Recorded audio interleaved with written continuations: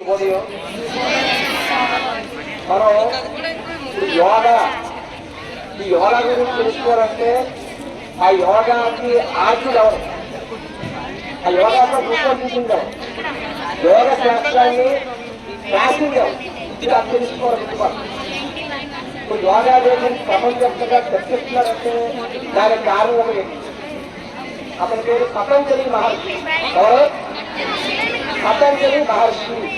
పతంజలి ఆ పతంజలి అనే వ్యక్తి ఈ యోగాని రూపొందించారు. ఎప్పుడు చేసిన క్రీస్తు పూర్వం 5,000 సంవత్సరాల క్రితమే ఈ యోగా శాస్త్రాలు రచించి ప్రజలకి సకల మానవాళికి అందించారు.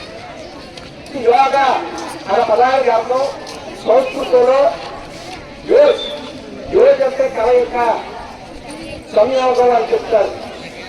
అంటే ఎలాగా ఆత్మని పరమాత్మతో ధ్యానం చేసే ఒక సాధన. మన యొక్క మనస్సు, మన బుద్ధి, మన ఆత్మ దైవయ్యి ఏకాగ్రతతో పరమాత్మ యొక్క చూస్తే మోక్షం పొందవచ్చు అని అతని యొక్క యోగ సారాంశం. ఈ యోగాసనాలు అనేది శారీరక వ్యాయామం మాత్రమే. యోగాలు 2 రకాలు ఉన్నాయి. ఒకటి ఏమిటి అంటే శారీరక వ్యాయామం. అదే మనం యోగాసనాలుగా వేస్తున్నారు, రోజు అదే ప్రాక్టీస్ చేస్తున్నారు. టీవీ మేడం అదే చెప్తున్నారు, యోగా మేడం కూడా టీవీ మేడం కూడా అదే చెప్తున్నారు. ఇది శారీరక వ్యాయామం. వీటితో పాటు మానసిక వ్యాయామం కూడా ఉంటుంది. అదే ధ్యానం, మెడిటేషన్, ప్రాణాయామం, ప్రాణిక్ క్లీనింగ్.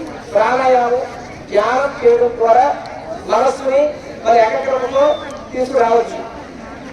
అది మీకు చాలా అవసరం. ఎందుకంటే కనీసం ప్రేయర్ టైంలో కూడా 5 నిమిషాలు నిలిచేయకపోతున్నారు. కదలకుండా ఎవరైతే చెప్పినా వినని పరిస్థితి వచ్చేసారంటే మీకు ఏకాగ్రత లేదు. సో అలాంటి ఏకాగ్రత సాధన కోసమే యోగా వచ్చింది. సో యోగా ఏమిటి? శారీరక వ్యాయామం, మానసిక వ్యాయామం. శారీరక వ్యాయామం కోసం ఏం పనికి వస్తుంది? యోగాసనాలు వేయాలి. మానసిక వ్యాయామం కోసం ఏం చేయాలా?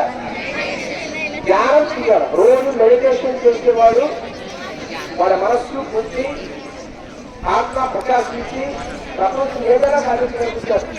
అదే ధ్యానం చేయడం, ప్రాణాయామం చేయడం, రోజు ఆసనాలు వేయడం, సూర్య నమస్కారాలు చేయడం చేస్తే మనిషికి శారీరక, మానసిక, ఆధ్యాత్మిక వికాసం కలుగుతుంది.